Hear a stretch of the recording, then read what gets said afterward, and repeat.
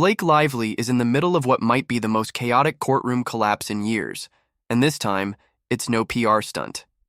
Ryan Reynolds just dropped the truth bomb we all suspected, but hearing it come from her own husband has shattered the picture-perfect image Blake worked so hard to maintain. It's a brutal sight, watching a man testify against his wife, but considering the fallout, he may not have had a choice. 2 of his upcoming films were shelved, and a decade-long contract was quietly voided, all because Blake chose to control the narrative and became one of the internet's most controversial figures. If this is Ryan's quiet retaliation, it's devastatingly effective. This all unraveled during the pretrial hearings for Blake Lively's civil misconduct case, currently inching through discovery. Subpoenas are flying, names are whispered, and the witness list keeps evolving. Taylor Swift was subpoenaed but never appeared. A few ex-PR staff gave Zoom statements. A barista from the Lakeside set gave a nervous account of Blake's emotional outbursts.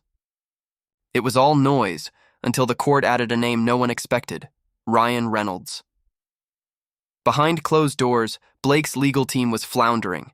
Reduced to just 2 mid-level Manhattan attorneys, they looked drained and outmatched.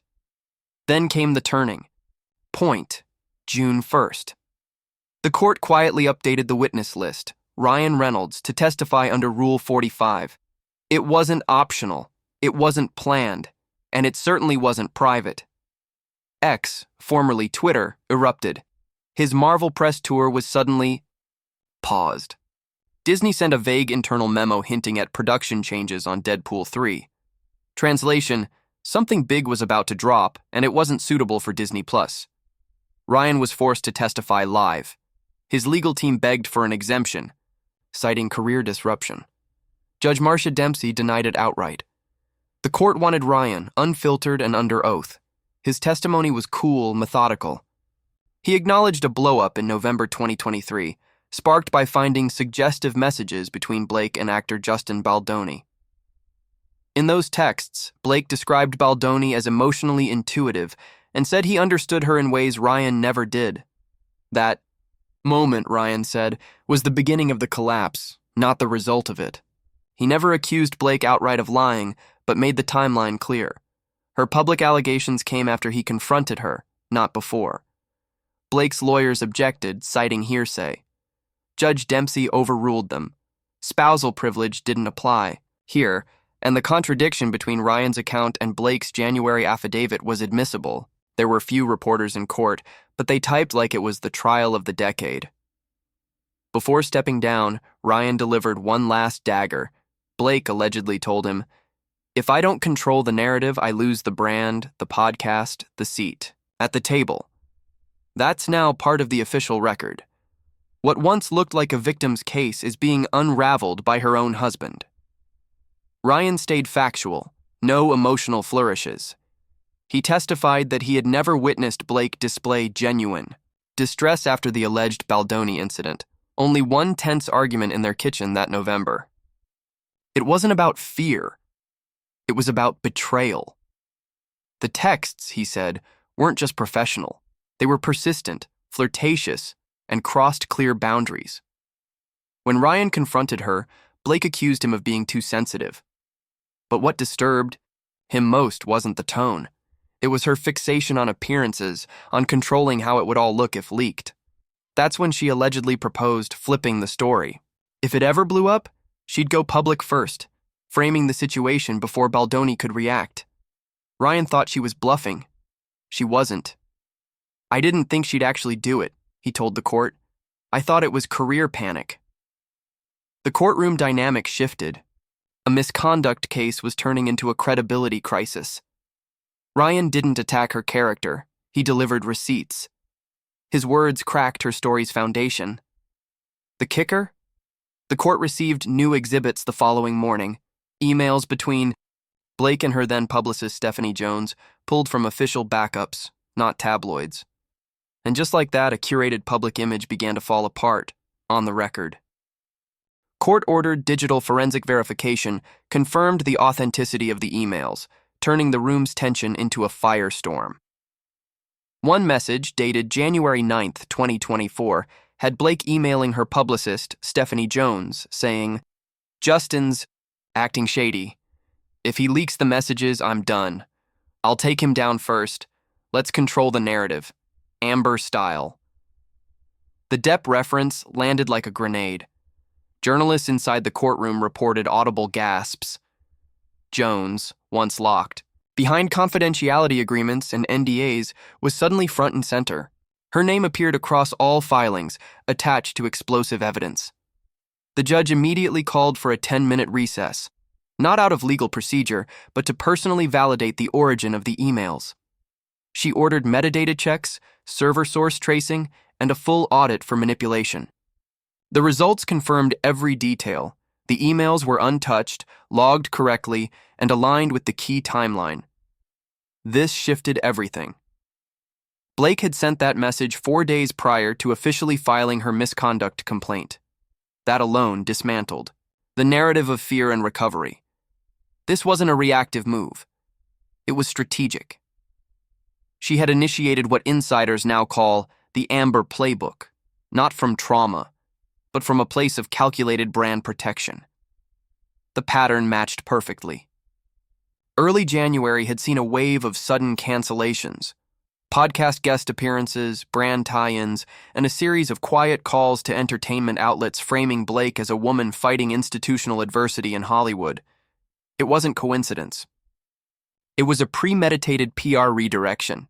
Justin Baldoni's team didn't need to say a word. They sat silent as the defense's case unraveled on its own.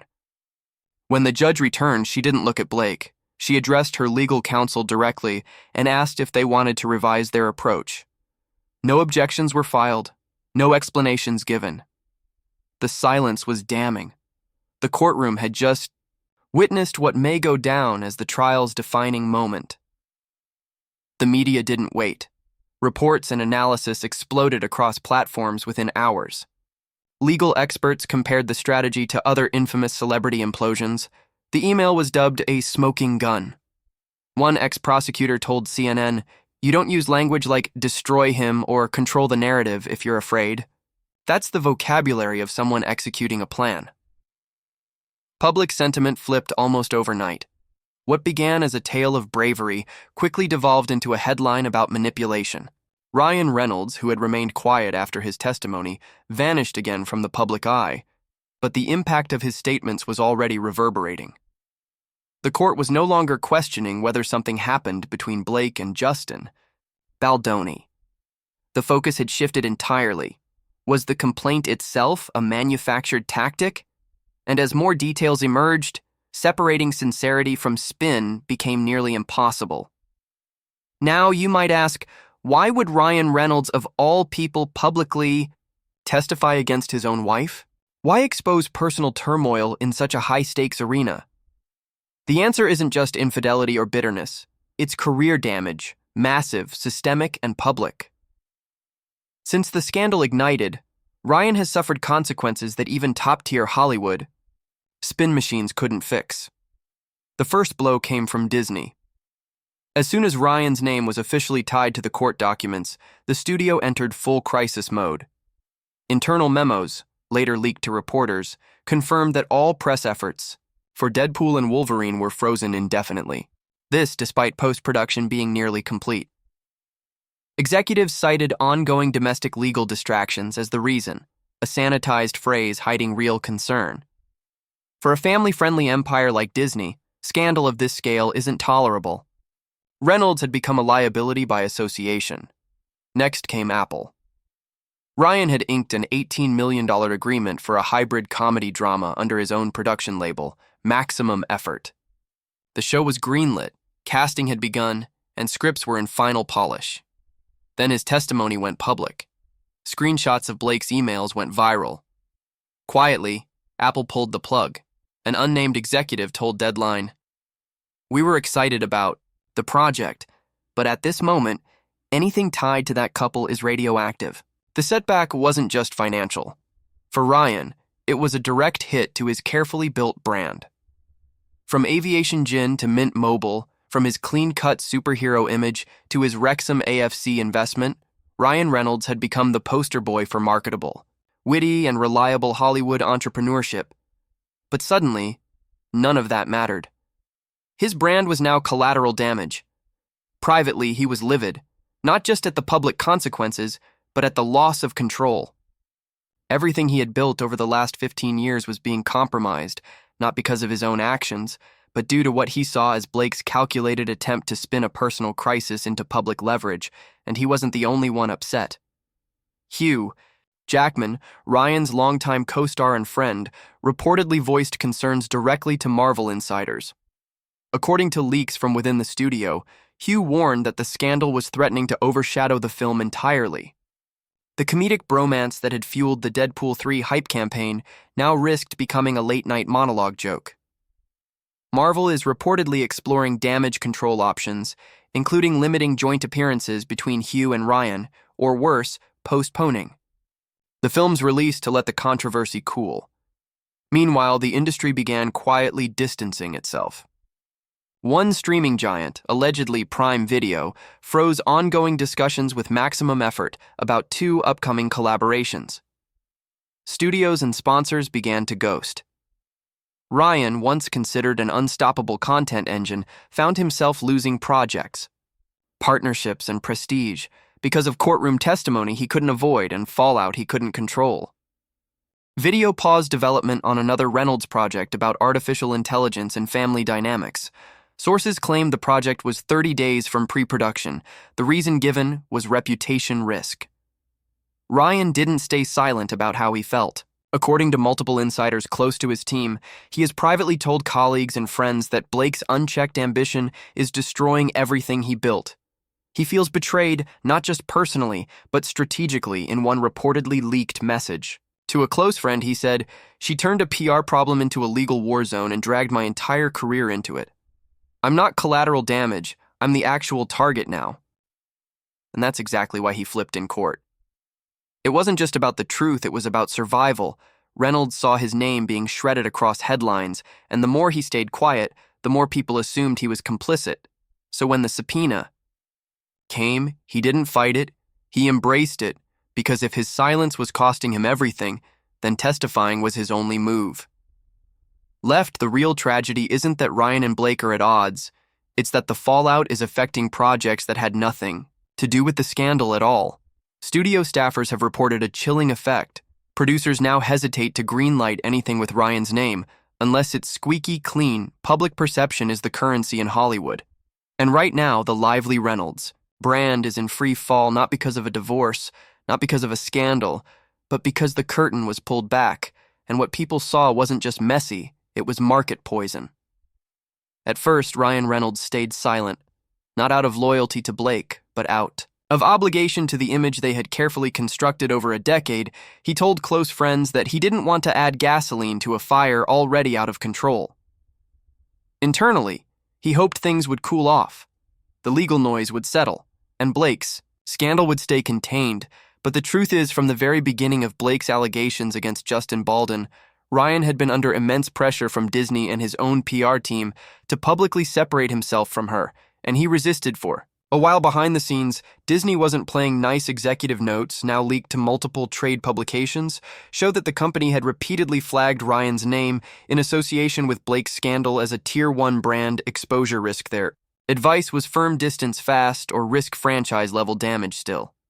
Ryan pushed back. He told one executive he believed in letting people sort out personal battles privately, but the pressure didn't stop at the boardroom. It was coming from Blake's side, too.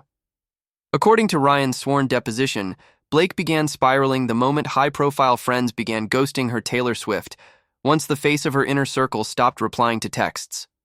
Gigi Hadid unfollowed her private account. Cara Delevingne dropped out of a joint ad campaign last minute. The silence from that A-list sisterhood wasn't random. It happened after Blake's internal emails were subpoenaed, the ones showing her plotting a media attack against Baldwin. Blake, according to Ryan, fell apart in public but not in private. She wasn't panicking, she was performing. Ryan didn't mince words in court. When asked why he eventually came forward, he claimed Blake was faking panic attacks during interviews, leaking photos of herself, Crying in parking lots and weaponizing feminism to regain control of the narrative, he pointed to moments where she conveniently collapsed right before press hits or scheduled depositions. In one case, Blake reportedly told their assistant to call photographers before leaving a therapy appointment so she'd be accidentally caught by Paps in tears. Ryan admitted he was disgusted but still chose to protect her for a while. But the final straw wasn't career damage or industry gossip. It was personal. In April 2025, the Daily Mail ran a headline claiming Ryan Reynolds is hiding something huge, and it's not about Blake. The story included blurry photos of their two daughters being followed outside their New York school. One paparazzi even reportedly approached a teacher asking for class schedules. That's when Ryan snapped in court. He said, "That was it. I didn't care about the PR anymore. I didn't care about Deadpool. I cared about getting my kids out of the line of fire." The next morning, he met with his legal team and agreed to testify. No media consultant, no Marvel lawyers, no branding advisor, just a signed witness list and a simple instruction: tell the truth, no matter what it costs. Ryan Reynolds didn't break. His silence to hurt Blake, he broke it because protecting her was now hurting his children. His career and his integrity. The courtroom was silent, but not because of order. It was the kind of silence that follows a public unmasking when even the judge avoids eye contact and no one wants to be the first to breathe too loud. Ryan Reynolds had just left the witness box. His testimony was over, but the damage was still echoing through the room, and in the front row behind the defense table, Blake. Lively was visibly unraveling. She clutched a folder, her lips trembling, eyes glassy, then finally gave in, sobbing into her sleeve loud enough to carry across the courtroom mic. Reporter sitting near the front caught what she said under her breath. He was supposed to protect me," she muttered. Not once, but several times the words were barely audible, but unmistakable, raw, cracked, and utterly defeated. What followed next was harder too.